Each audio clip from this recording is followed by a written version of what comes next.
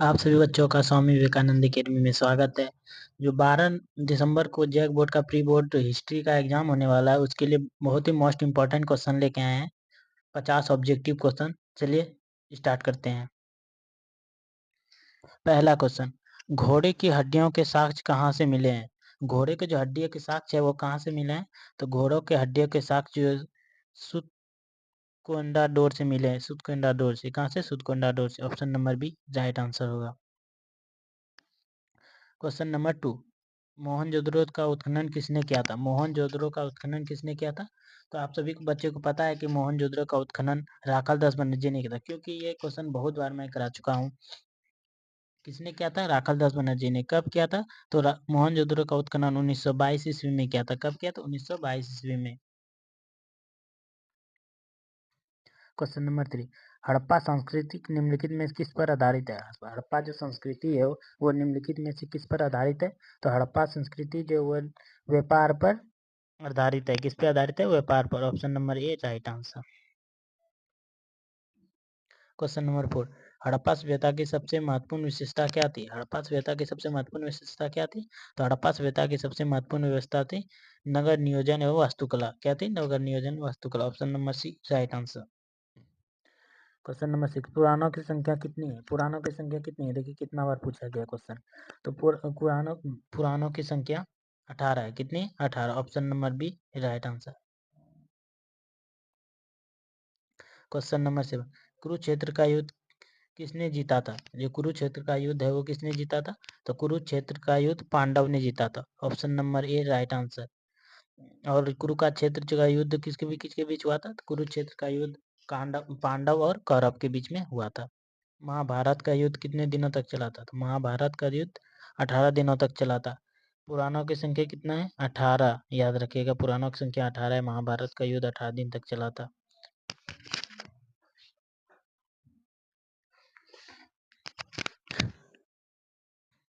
Question number 9, Mahabharat की रचना किस भाषा में हुई? क्वेश्चन नंबर 9 देखिए पूछा गया, महाभारत की रचना किस भाषा में हुई? तो महाभारत की जो रचना है वो संस्कृत भाषा में हुई थी। किस भाषा में? Sanskrit. Option number A right answer. सभी के सभी क्वेश्चन बहुत ही मोस्ट इंपॉर्टेंट है, सभी याद कर लीजिए। धौलावीरा किस राज्य में है? धौलावीरा किस राज्य में स्थित है? तो धौलावीरा गुजरात राज्य में स्थित है। Option number B right answer. Question number 11, Sindhu घाटी निवासियों को किस धातु का ज्ञान नहीं था? सिंधु घाटी निवासियों को किस धातु का ज्ञान नहीं था? तो सिंधु घाटी निवासियों को लोहा का ज्ञान नहीं था। Option number D right answer. Question number 12, Mahabharat किसने लिखा? महाभारत जो ग्रंथ है वो किसने लिखा है? तो महाभारत का ग्रंथ महर्षि वेद व्यास। किसने लिखा था? महर्षि वेद व्यास ने लिखा। Option number D right answer. अब वाल्मीकि ने रामायण लिखा था। क्या लिखा था? रामायण। क्वेश्चन नंबर 13, हड़प्पा किस नदी के किनारे स्थित है? हड़प्पा शहर जो है वो किस नदी के किनारे स्थित है? हड़प्पा शहर जो वो रावी नदी के किनारे स्थित है। किस नदी के किनारे? रावी नदी के किनारे। Option number D right answer. Sindhu नदी के किनारे कौन सा शहर स्थित है? तो सिंधु नदी के किनारे मोहनजोदड़ो स्थित है। कौन है? मोहनजोदड़ो। याद रखिएगा।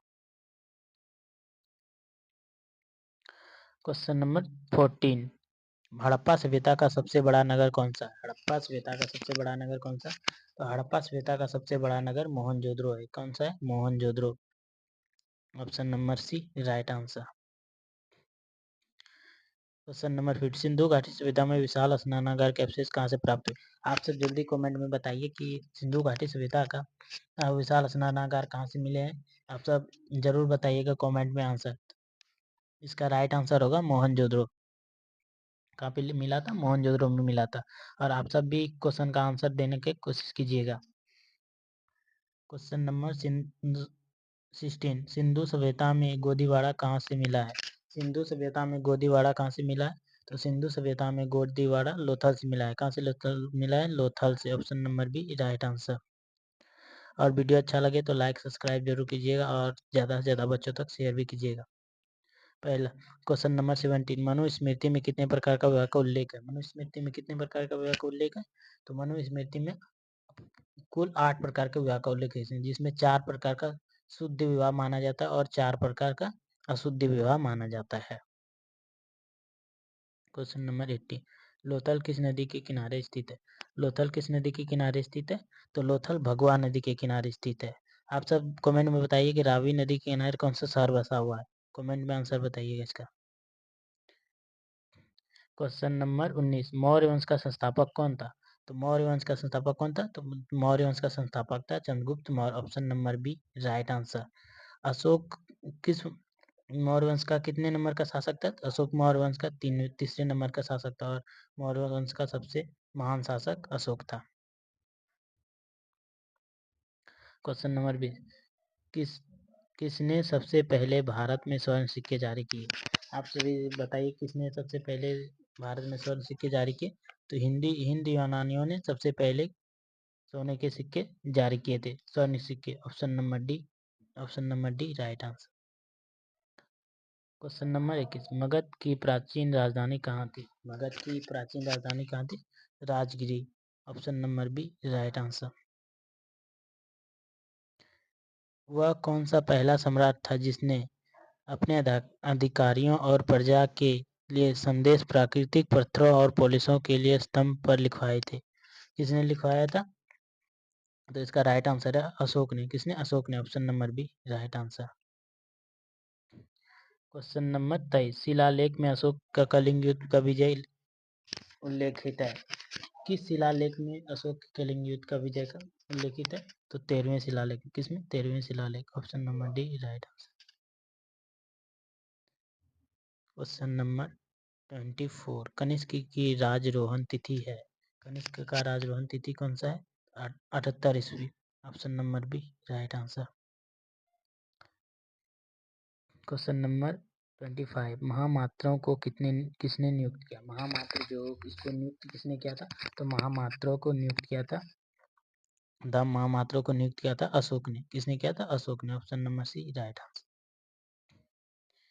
क्वेश्चन नंबर 26, सिंधु घाटी सभ्यता में कौन सा स्थल सिंध का बाग कहा जाता है? सिंधु घाटी सभ्यता में कौन सा स्थल को सिंध का बाग कहा जाता है? तो सिंधु घाटी सभ्यता में मोहनजोदड़ो को सिंध का बाग भी कहा जाता है। Option number B right answer. और मोहनजोदड़ो को मृतकों का टीला भी कहा जाता है। मोहनजोदड़ो का उत्खनन 1922 ईस्वी में हुआ था। कब हुआ था? 1922 ईस्वी में। मोहनजोदड़ो का उत्खनन राखल दास बनर्जी ने किया था। सब याद रखिएगा जितना बताए मुझे। क्वेश्चन नंबर 27, अशोक किस वंश का शासक था? अशोक बताइए अशोक किस वंश का शासक था? नंद वंश का था, विजय मौर्य वंश का, गुप्त वंश का या चोल वंश का? तो इसका राइट आंसर होगा ऑप्शन नंबर बी मौर्य वंश का। अशोक जो था वो मौर्य वंश का शासक था, वो भी तीसरा नंबर का। Option number B right answer. Question number 28, Prayag Prashasti की रचना किसने की? प्रयाग प्रशस्ति जो पुस्तक उसकी रचना किसने की? तो प्रयाग प्रशस्ति की रचना हरिसेन ने किया था। किसने? हरिसेन ने। Option number C right. Question number 30, Arthashastra के लेखक कौन थे? अर्थशास्त्र जो पुस्तक है उसका लेखक कौन है? तो कौटिल्य। इसका दूसरा नाम है चाणक्य। ई भी दे दे तो कोई दिक्कत नहीं। क्वेश्चन नंबर 33, कलिंग युद्ध कब हुआ था? कलिंग युद्ध जो वो कब हुआ था? तो कलिंग का युद्ध जो हुआ था 261 ईसा पूर्व में हुआ था। कब? 261 ईसा पूर्व में। कलिंग युद्ध किसके द्वारा लगा? तो कलिंग युद्ध में अशोक जीत गया था। कौन जीत गया था? Ashok. Option number A right answer. Question number 44, Vikramaditya की उपाधि किस सम्राट ने ग्रहण की थी? विक्रमादित्य की जो उपाधि है वो किस सम्राट ने ग्रहण की थी? तो चंद्रगुप्त द्वितीय ने किया था। किसने किया था? चंद्रगुप्त द्वितीय ने। Option number B right answer. Question number 45, Maurya साम्राज्य का प्रथम शासक कौन था? मौर्य साम्राज्य का प्रथम शासक कौन था? तो मौर्य साम्राज्य का प्रथम शासक चंद्रगुप्त मौर्य था। कौन था? चंद्रगुप्त मौर्य।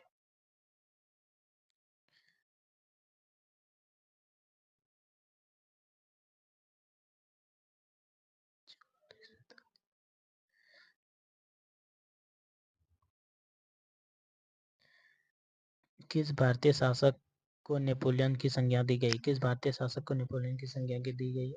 तो समुद्रगुप्त को नेपोलियन की संज्ञा दी गई है। Option number C right answer. Question number 47 भारतीय पुरातत्व का पिता किसे कहा जाता है? भारतीय पुरातत्व का पिता किसे कहा जाता है? अलेक्जेंडर कनिंघम को भारतीय पुरातत्व का पिता कहा जाता है। Option number D right answer. Dayaram Sahni ने किस शहर का उत्खनन किया था? तो हड़प्पा शहर का।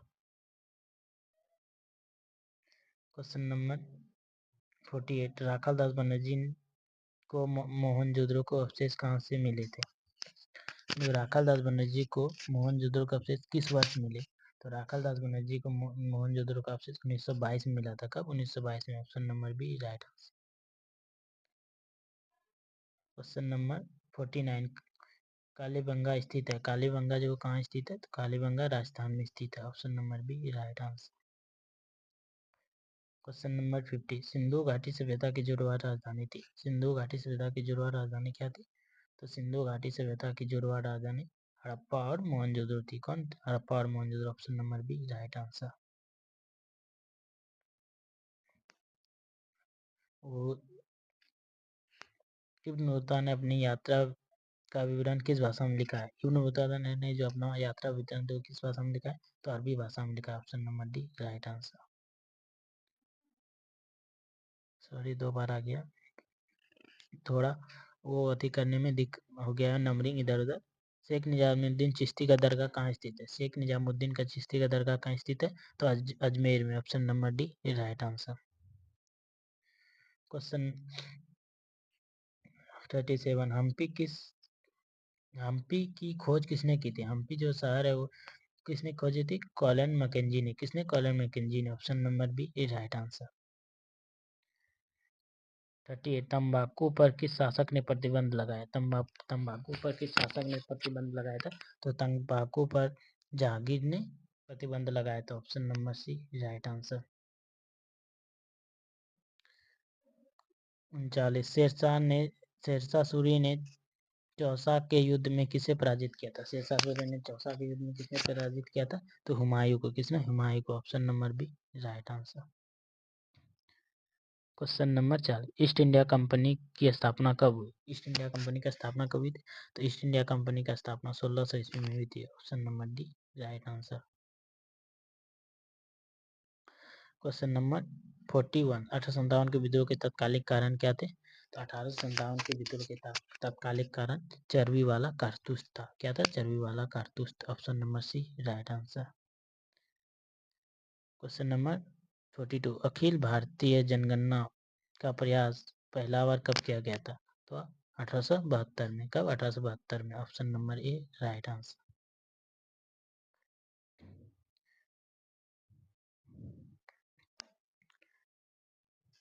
क्वेश्चन नंबर 33 साइमन कमीशन का भारत द्वारा विरोध किया गया। कब?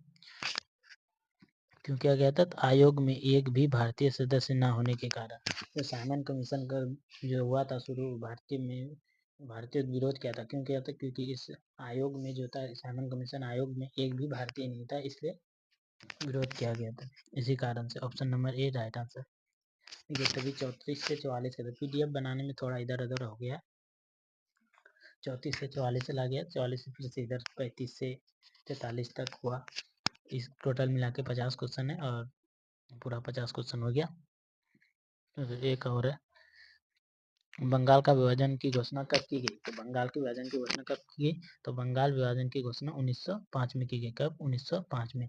इसका राइट आंसर क्या होगा? Option number A right answer. अब खत्म हो गया। अब वीडियो अच्छा लगे लाइक सब्सक्राइब जरूर करें। और प्री बोर्ड झारखंड बोर्ड की जो 12 दिसंबर को हो रहा है उसके लिए बहुत मोस्ट इंपॉर्टेंट क्वेश्चन है। यहाँ से बहुत क्वेश्चन देखने को मिलेंगे प्री बोर्ड में। तो चलिए इसके लिए प्री बोर्ड के लिए सब्जेक्टिव क्वेश्चन का भी हल सॉल्यूशन लाएंगे। और चलिए वीडियो अच्छा लगे तो लाइक सब्सक्राइब जरूर कीजिए और ज़्यादा से ज़्यादा बच्चों तक शेयर कीजिएगा।